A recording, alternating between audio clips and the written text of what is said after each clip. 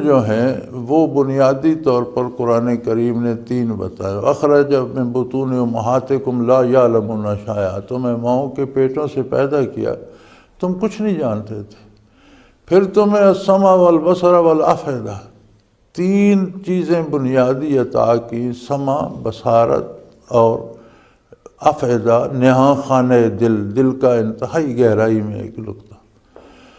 تو ہم سمع کو بھی استعمال کرتے ہیں، بصر کو بھی استعمال کرتے ہیں۔ آپ کو کتنے لوگ ملے ہیں جنہوں نے دل میں بھی علم کو سمویا ہو، دل سے علم حاصل کیا ہو؟ اچھا، اس میں حضرت صاحب دل کی جو بات ہے، یہ جو سائنسی لوگ ہیں جو سائنس کے اندر جو تحقیقات کرتے ہیں، وہ یہ کہتے ہیں کہ دل کا کام صرف پمپنگ کرنا ہے، بلڈ کو سرکولیٹ کرنا ہے۔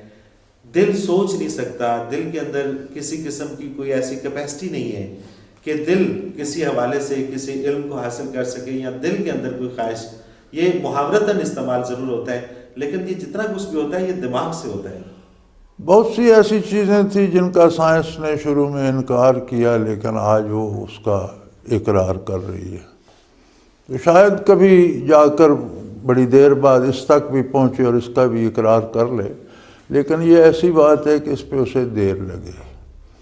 خالق کائنات نے اس کو بنیادی نقطہ حصول علم کا قرار دیا۔ اور آپ دیکھ لیں کہ وہی الہی جو نازل ہوئی انبیاء پہ نازل ہوتی ہے، تو انبیاء بے مثل انسان ہوتے ہیں، کوئی غیر نبی ان کی مثال نہیں ہوتا اپنے تخلیقی طور پر، اور ان میں جو استعداد ہوتی ہے حصول وحی کی اور کلام باری کی اور ذات باری سے ہم کلام ہونے کی، یہ غیر نبی میں نہیں ہوتی۔ ان پر بھی جب وحی آتی ہے تو قلب پر آتی ہے، دماغ پر کیوں نہیں آتی؟ حضور اکرم صلی اللہ علیہ وسلم کا دماغ عالی بھی بے مثال ہے، جیسے آپ کی ذات بے مثال ہے مخلوق میں، تو آپ کے بھی دماغ پر تو نہیں آئی۔ علی قلبک، آپ کے قلب پر ہم نے وہی نازل کی۔ تو قلب، یہ جو سائنس والے کہتے ہیں یہ ٹھیک ہے، جو فزیکل سٹرکچر ہے قلب کا، اور جو ایک لوتھڑا جسے حضور صلی اللہ علیہ وسلم نے فرمایا گوشت کا ایک لوتھڑا ہے، تو یہ واقعی پمپنگ سٹیشن ہے اور یہ خون پمپ کرتا ہے، لیکن اس کے اندر ایک لطیفہ ربانی ہے جسے قلب کہا گیا، جسے انگریزی والے بھی سیٹل ہارٹ تک تو پہنچ گئے ہیں، کہتے ہیں سیٹل ہارٹ کے، اس کے اندر یعنی ابھی ان کی تحقیقات مکمل نہیں ہے، نہیں، وہ ابتدا میں ہیں، وہ ابھی ابتدا میں ہیں کہ اب وہاں یہاں تک پہنچے، کہتے ہیں there is a settle heart in the heart, یعنی کہ وہ اندر والے دل تک پہنچ گئے ہیں۔ اب اس کی تحقیقات خصوصیات کیا ہیں، اس کے درجات کیا ہیں، اس تک نہیں پہنچے۔ تو یہ جو جس علم کو حضور نے فوقیت دی، اولیت دی، علم الادیان، اس کے حصول کے لیے وہ سیٹل ہارٹ چاہیے کہ وہ یہ دل میں اترے۔ اچھا، علم الادیان سے جو بات سمجھ میں آتی ہے، ادیان چونکہ جمع ہے، یا دین کی جمع اور مذاہب کو پڑھنا، یا تو جو مذاہب کو نہیں پڑھتا اور وہ مسلمان ہو جاتا ہے، چونکہ وہ مسلمانوں کے گھر پیدا ہوا اس لیے وہ مسلمان ہے، تو اس کا مسلمان ہونا، مسلمان تو ہے الحمدللہ۔ یہ تو اسی کے برعکس کہ وہ لوگ جو کافروں کے گھر پیدا ہوتے ہیں، جو کسی دوسرے مذہب کے گھر پیدا ہوتے ہیں اور وہ بھی مذاہب کو نہیں پڑھتے، تو اس کا مطلب کہ ان کا تو پھر کوئی قصور نہ ہوا، انہوں نے نہیں، قصور تو ہے کہ انہیں پڑھنا چاہیے تھا۔ اللہ نے پڑھنے کی استعداد دی ہے، وہ استعداد کو کیوں ضائع کرتے ہیں؟ ایک مسلمان بھی ہے، وہ مطالعہ نہیں کرتا، علم حاصل نہیں کرتا، تو وہ فضیلت اس کو نہیں ملے گی جو عالم کو ملے گی۔ مسلمان کے لیے بھی ضروری ہے کہ وہ مذاہب کا مطالعہ کرے، بالکل۔ اور حقیقی اسلام یہ ہے کہ آپ مطالعہ کر کے، تحقیق کر کے اس پہ مطمئن ہوں کہ یہ حقیقت ہے اور اسلام ہی حق ہے اور میں اس کو اختیار کرتا ہوں۔ حضرت صاحب اسی بات کو یہیں سے دوبارہ کنٹینیو کریں گے۔ ناظرین محترم، ایک مختصر سا کمرشل بریک، اس کے بعد حاضر ہوتے ہیں، ہمارے ساتھ رہیے گا۔ پروگرام ایک بار پھر خوش آمدید۔ ناظرین محترم، ہم بات کر رہے تھے علم کے حوالے سے، اور بات پہنچی تھی کہ علم الادیان یعنی کہ تمام مذاہب کا علم حاصل کرنا، یہ نہ کہ دیگر مذاہب کے لیے لازم ہے بلکہ یہ مسلمانوں کے لیے بھی لازم ہے، اور ان کو بھی یہ چاہیے کہ وہ دیگر مذاہب کا مطالعہ کیا کریں۔ ناظرین محترم، اس موقع پر میں آپ کو بھی اس پروگرام میں شامل کرتے ہوئے آپ کے لیے ایک سٹپ آپ ٹی وی اسکرین پر دیکھ رہے ہیں، یہ ای میل ایڈریس ہے almurshid313@hotmail.com۔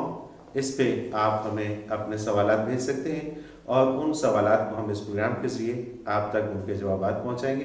اور اسی طرح سے ٹیلی فون نمبر آپ نوٹ کر لیجئے 0333455021۔ اس ٹیلی فون نمبر پر آپ ہمیں SMS کر سکتے ہیں اور جو بھی آپ کا سوال ہو وہ آپ ہمیں بھیج سکتے ہیں۔ گفتگو کا آغاز کرتے ہیں حضرت صاحب کہ اگر ایسا تو نہیں کہ جو لوگ بین المذاہب یا دیگر مذاہب کا مطالعہ کرنے جائیں گے ان کا اپنا ایمان لڑکھڑا جائے گا؟ اگر ان کا علم افیدہ یا دل میں نہیں ہوگا، دل زندہ نہیں ہوگا، تو یقیناً ایسا ہوگا۔ یعنی تینوں ذرائع اگر استعمال کریں گے تو کبھی نہیں ہو سکتا، چونکہ دل اسی کو قبول کرے گا جو سچائی ہوگی۔ لیکن اگر اس کی طرف سے غافل ہوں گے اور صرف سمع اور بصارت سے کریں گے تو پھر ان کے بھٹکنے کا امکان زیادہ ہوگا۔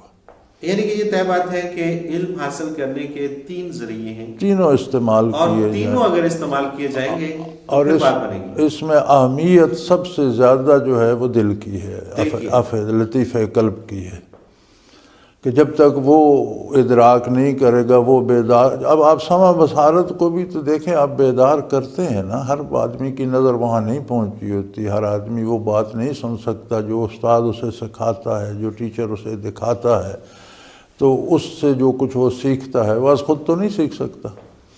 اسی طرح کوئی استاد چاہیے جو اس لطیفہ قلب کو بھی جگائے اور اس کو بھی وہ روشنی دے اور یہ بھی اس سیکھنے اور سمجھنے کے قابل ہو، تو پھر بات برابر برابر چلے گی۔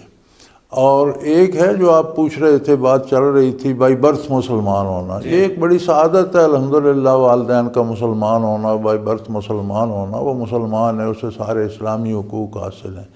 لیکن اگر وہ بالغ ہو کر خود تحقیق کرتا ہے، ریسرچ کرتا ہے، مذاہب عالم کو دیکھتا ہے، اسلام کو پڑھتا ہے اور سلیکٹ کر کے پھر اسلام اختیار کرتا ہے تو اس کا درجہ بہت بلند ہے۔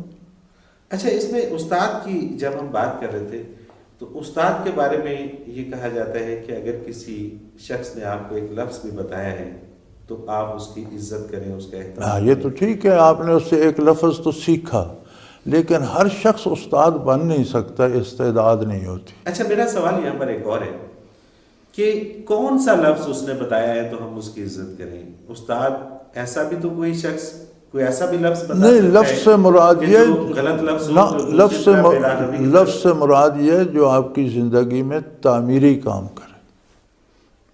تخریب کا تو استاد کوئی نہیں ہوتا، تخریب تو از خود ہوتی رہتی ہے، اور کوئی استاد مل جائے تو بہت زیادہ ہوتی ہے، اسے استاد نہیں کہتے۔ استاد وہ ہوتا ہے جو آپ کو کوئی ایک لفظ بھی بتائے، ایک جملہ بھی بتائے جو آپ کی زندگی میں تعمیری کام کرے، بہتری کی طرف لے کے جائے۔ اچھا، علم حاصل کرنا، علم الادیان اور علم الابدان کی بات ہو رہی تھی، تو علم الادیان ہی حاصل کرتے کرتے کرتے کرتے انسان کی زندگی گزر جاتی ہے، یا پھر علم الابدان کی طرف اگر چلا جاتا ہے تو وہی علم حاصل کرتے کرتے انسان کی زندگی؟ ان میں یہ فرق ہے کہ علم الادیان جو ہے یہ ملٹیپل پرپسز دیتا ہے، یعنی یہ جب آخرت کی بات کرتا ہے یا اللہ کی ذات صفات کی بات کرتا ہے، اس کی رحمت کرم کی بات کرتا ہے، اس کی قدرت کی بات، تو اسے علم الابدان کے ساتھ ریلیٹ کرتا ہے۔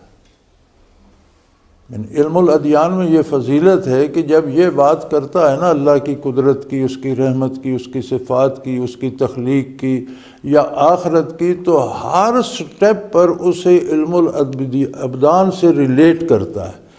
تو جب آپ علم ادیان کی طرف جاتے ہیں تو وہ ساتھ ساتھ آپ کو علم ابدان کے ساتھ ہر چیز کو ریلیٹ کر کے بتاتا جاتا ہے کہ آپ کا نظریہ کیا ہوگا، یہ علم الادیان ہے، اس کے مطابق آپ عمل کیا کریں گے، یہ علم الابدان ہے۔ تو یہ دونوں کو لے کر چلتا ہے، اس لیے اس میں بھٹکنے کا امکان نہیں ہوتا۔ جب کوئی علم الابدان کو صرف پڑھتا ہے ادیان کو چھوڑ کر، تو چونکہ وہ آخرت سے، اس کے نتائج سے، عظمت باری سے بحث نہیں کرتا، صرف فزیکل سٹرکچر کو لے کر اس کے جو فزیکل معاملات ہیں، مادی معاملات ہیں لے کر چلتا ہے تو اس میں امکان ہوتا ہے کہ آدمی اسی میں غرق ہو جائے اور اس کے لیے فرصت ہی نہ بچے۔ اچھا، اسی طرح سے ہم یہ بھی دیکھتے ہیں حاجی صاحب کہ جس طرح سے ہومیوپیتھک میڈیکل ڈاکٹر جو ہیں وہ کہتے ہیں کہ جی ایلوپیتھک کوئی چیز نہیں ہے، ایلوپیتھک والے کہتے ہیں کہ ہومیوپیتھک تو صرف ڈرامہ ہے۔ اسی طرح ہم اس میں آ کے دیکھتے ہیں کہ وہ لوگ جو علم الادیان سیکھتے ہیں، پڑھتے ہیں، اس میں نالج حاصل کرتے ہیں، وہ کہتے ہیں کہ علم الابدان والے کوئی چیز نہیں ہے، وہ فارغ ہیں۔ اور علم الابدان والے کہتے ہیں کہ یار وہ تو پتہ نہیں کیا لوگ ہیں، اصل میں تو یہ چیز ہے۔ علم الابدان والوں کو تو میں زیادہ الزام نہیں دوں گا، چونکہ علم الابدان بحث ہی صرف مادیت کو کرتا ہے، لیکن علم الادیان والوں کو یہ نہیں کہنا چاہیے، کیونکہ علم الادیان سارا تو اسی مادی کائنات سے بحث کرتا ہے۔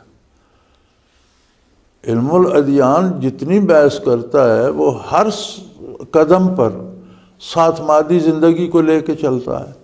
عقیدے میں وہ کہتا ہے یار اپنے بدن کی یہ اصلاح کرو، اپنے دماغ میں یہ بات بٹھاؤ، عمل کی ہوتی ہے تو کہتا ہے یہ بات اچھی ہے، یہ کھانے کے لیے حلال ہے۔ تو وہ تو سارا یعنی وہ تو مادی علوم کو ساتھ لے کے چلتا ہے علم الادیان جو ہے۔ اچھا، ایک بار پھر میں